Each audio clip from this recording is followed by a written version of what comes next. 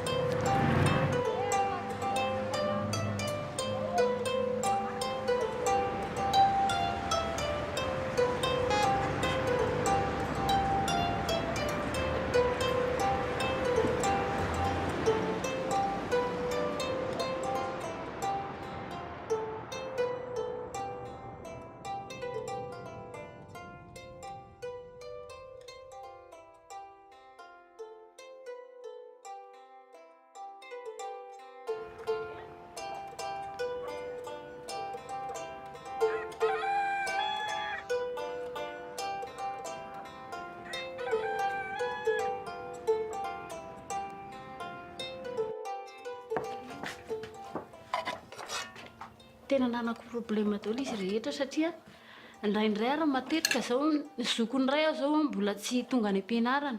Ny sasany hoe fa najanona mihitsy fa tsy arako intsony. Dia ilay iray zao nahazo ny fitaovana nangonina tsikelikely fa mbola ho ampianarina ihany raha ohatra hoe mahazo vola ihany dia ho ampianarina izy raha mahita.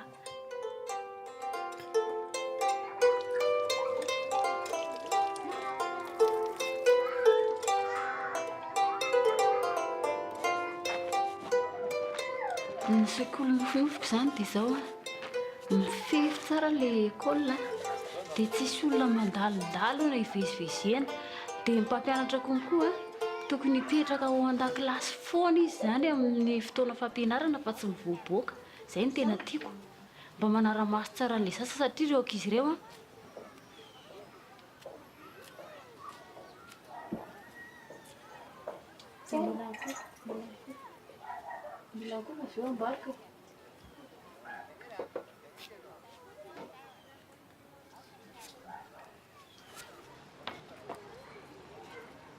mahazava-dehibe anahy amin'ilay izy mba tsy ohatra anahy intsony zany ilay zanako fa mba hanana toerana ambonimbony kokoa na dia zavatra iriny fotsiny ary mba azy mihoatra tsy ohatra anahy intsony zany hoe tsy mahay manoratra, tsy mahay mamaky teny, ambakambaka eny fa mba atao ohatrany raha misy zavatra atao zany dia ohatrany hoe tsy mampanahirana anahy intsony zany fa mba izy indray manoro ahy.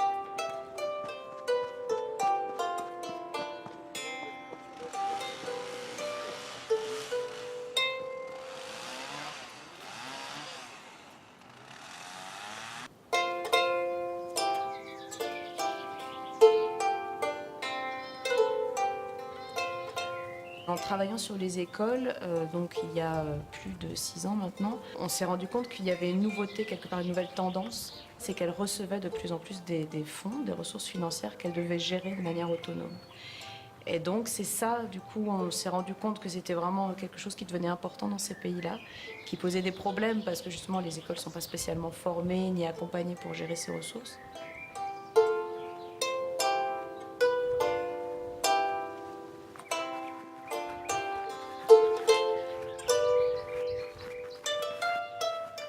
Les objectifs, c'est l'accès, améliorer l'accès de tous les enfants à l'éducation.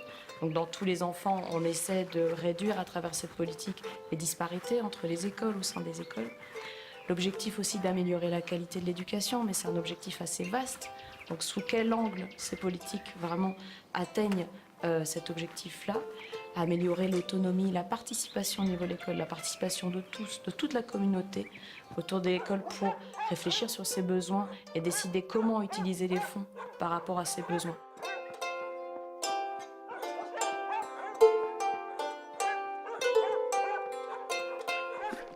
Il y a une théorie qui dit que quand on donne directement de l'argent au directeur d'école, tout va mieux se passer. Le directeur, il va mieux savoir comment utiliser cet argent. Il n'y a plus la bureaucratie, il n'y aura plus de pertes, il n'y aura plus un district qui garde un peu d'argent, une région qui garde un peu d'argent.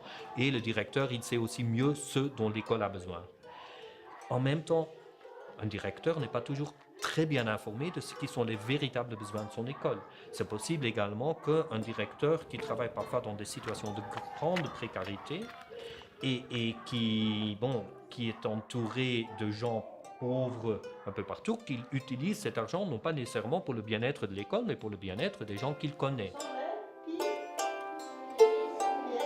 peut y avoir également des difficultés quand de l'argent arrive dans l'école. Les enseignants veulent l'utiliser pour cet objectif, peut-être pour acheter des ordinateurs, tandis que les élèves, en fait, ils auraient bien pu bénéficier beaucoup plus d'achat de quelques manuels scolaires, etc. Donc ça peut créer aussi des tensions dans l'école. C'est un quoi? Est-ce que c'est un tableau?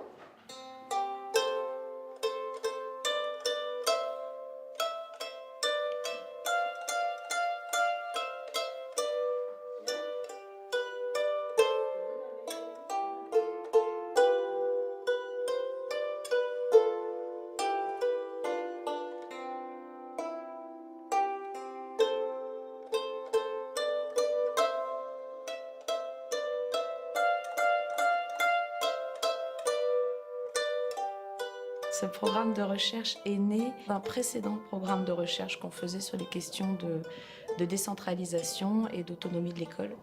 On avait fait beaucoup d'enquêtes sur les questions des responsabilités transférées aux acteurs locaux dans le contexte de l'éducation, notamment aux écoles. On a travaillé au début avec UNICEF sur ça, et c'est petit à petit comme ça que le projet est né. Différents projets avec l'UNICEF et maintenant le projet avec le Partenariat mondial pour l'éducation.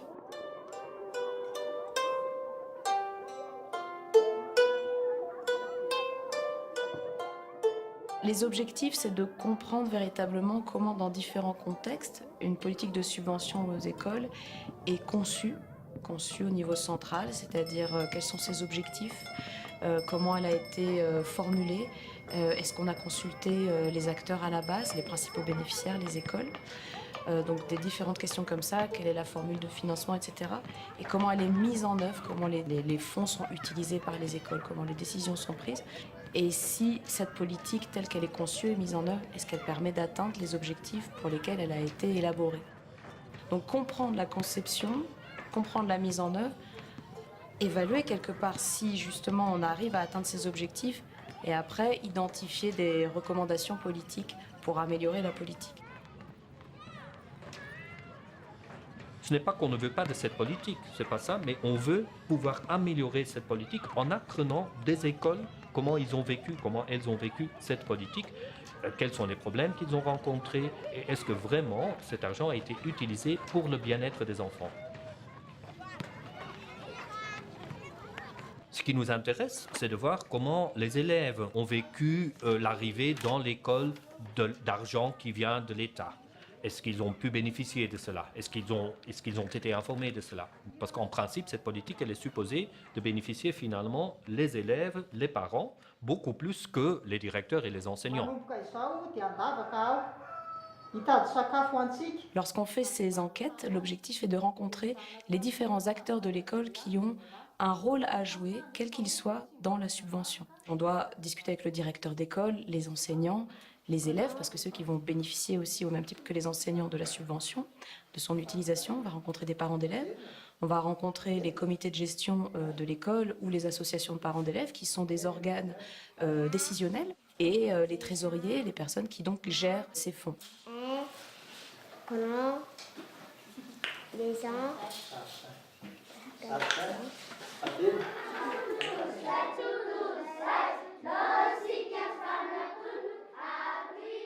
On essaye d'apprendre d'eux. Et en rencontrant ces différents acteurs, de comprendre la réalité d'une école dans l'utilisation de ces subventions-là. Comment la politique a été élaborée, quels sont les objectifs de la politique, quelle est la formule de financement, avez-vous été consulté, avez-vous été informé, comment est utilisée la subvention dans cette école. Pour associer à plusieurs autres écoles qui vont être étudiées dans chaque pays, comprendre la situation rencontrée par les écoles dans un pays donné sur cette question-là.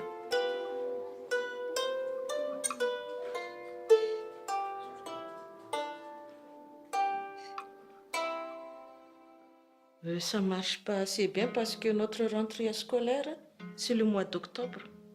On encaisse les subventions le plus tôt possible, après 2 mois.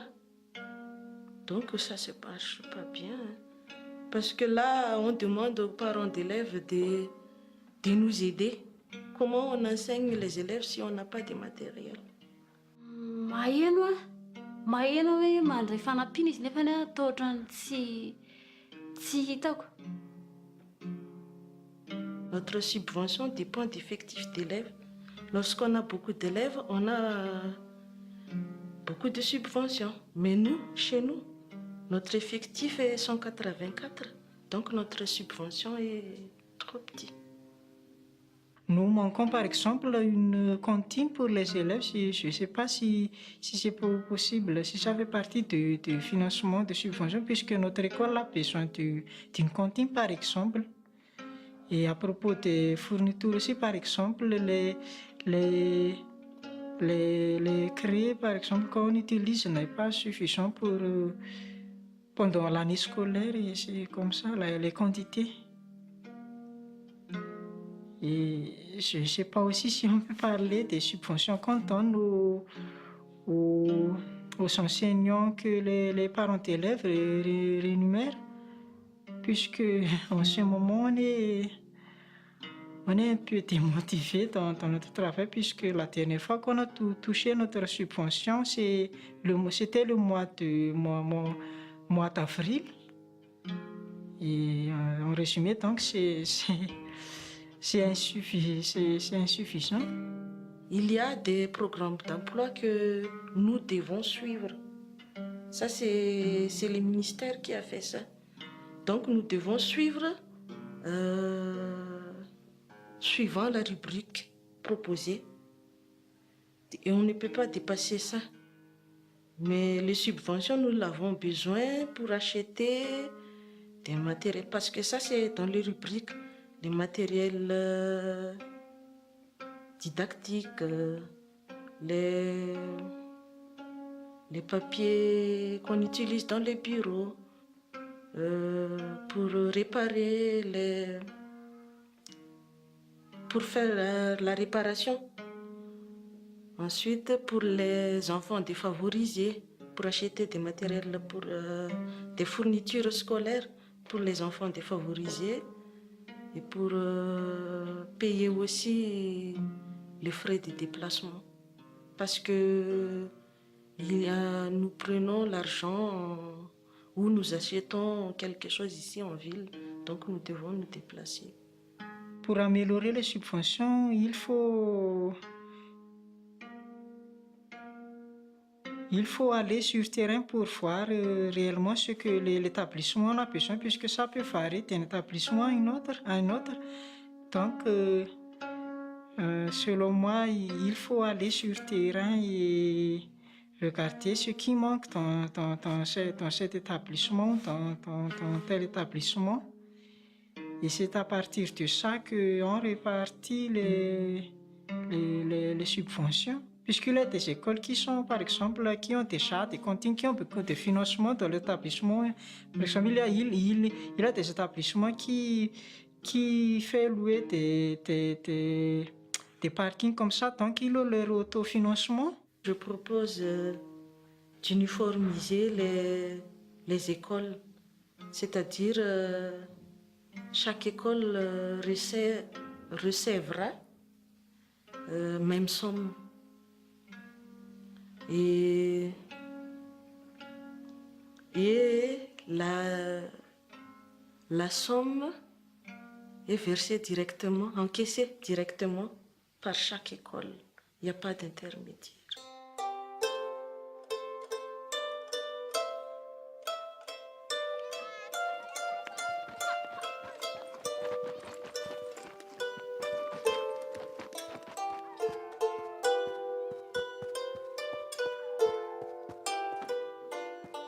Souvent, les subventions peuvent être utilisées pour améliorer la disponibilité du matériel didactique, du petit matériel de fonctionnement de l'école, des boîtes de craie, là à Madagascar c'était des seaux, des éponges, etc.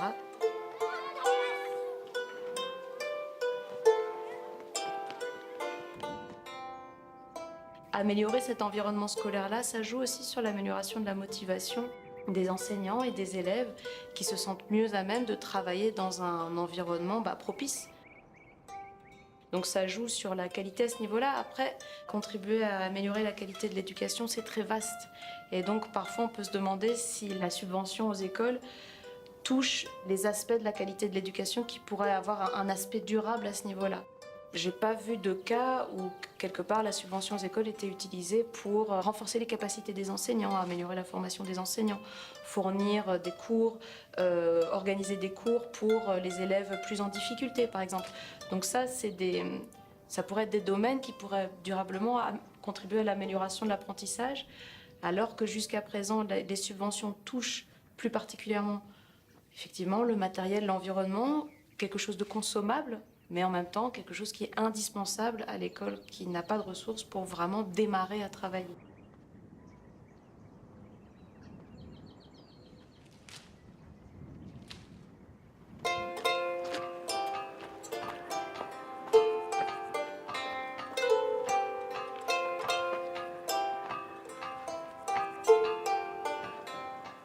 La participation dans les écoles, en ce qui concerne l'utilisation des subventions, a deux avantages. Le premier avantage, c'est que si on permet aux enseignants de prendre des décisions sur l'utilisation des subventions, si on permet aux parents, même aux élèves, finalement l'argent sera mieux utilisé, il sera utilisé pour les besoins réels des enseignants, des parents, des élèves.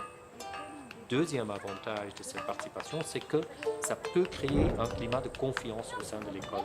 Si l'argent arrive et les parents, les élèves, les enseignants ne savent pas comment cet argent est utilisé, même si à la limite il est bien utilisé, mais ils n'ont pas participé là-dedans, évidemment il y aura toujours un peu de soupçon et il y aura une méfiance qui s'installe et finalement ça va amener un climat délétère pour l'école.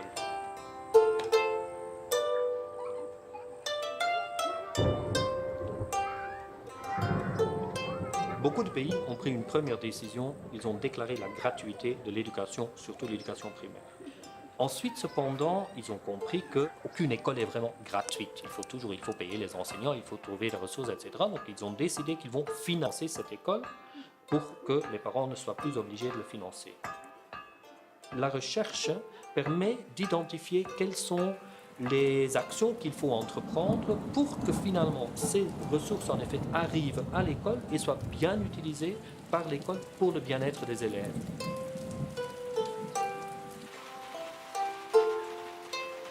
Si, suite à cette recherche, les gouvernements puissent prendre en compte les résultats, puissent agir sur ces résultats, je crois fortement que cela va permettre d'améliorer le financement de l'école et d'améliorer finalement aussi l'équité dans le pays et une plus grande qualité. Ça va prendre peut-être un peu de temps, mais au moins on aura appris ce qui sont les grandes difficultés en ce moment-ci pour beaucoup de gouvernements et comment les surmonter.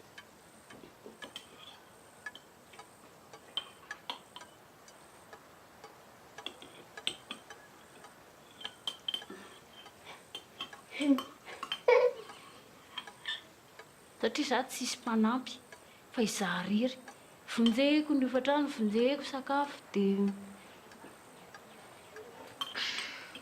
ny raha ohatra hoe hianatra amin'ny privé ilay zanako a tsy maintsy andeha ekôlasy konkoa dia tsy zakako, tsy vitako nefa za tsisy asa fa-tsy tamin'ny manga io dia tsisy mpanampy ankoatran'izay a. Dia dadabe moa ny tany ariana tany dia vidy mofo ny dadabe. dia rehefa mividy mofo ny dadabe izany dia miandry ny arinarina dia lita izany eny alohan'ny mitodika izy izany tsy maintsy ny dadabe. Dia inona ny fanjakana hoe misy ankizy tsy mianatra dia mampalahelo. Dia efa manaiky izy dia mianatra daholo ilay ankizy.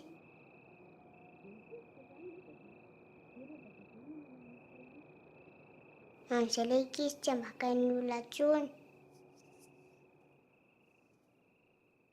Amin'izay koa ilay ankizy tsy milalao intsony fa amin'izay mianatra amin'izay.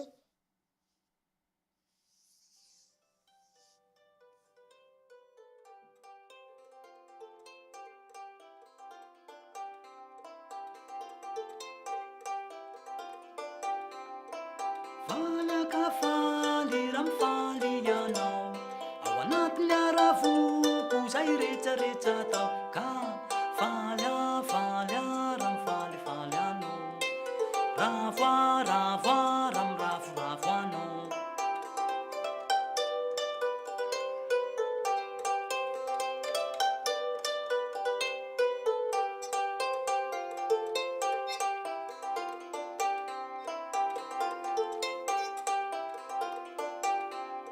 Izany malahelo raha ianao no mitomany tsy akeny anaty saiko zany mialahelonao zany fa malahelo raha mitomany anao hitomany raha malahelo anao.